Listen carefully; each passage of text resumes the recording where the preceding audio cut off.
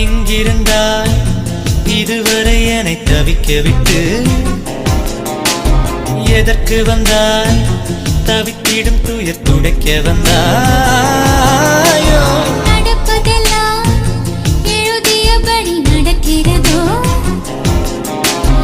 இருவருக்கும் பொருந்திடும்படி எழுதியதா?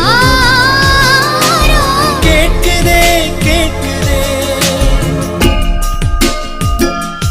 கோயில் பொன்மணி யோசைகள்.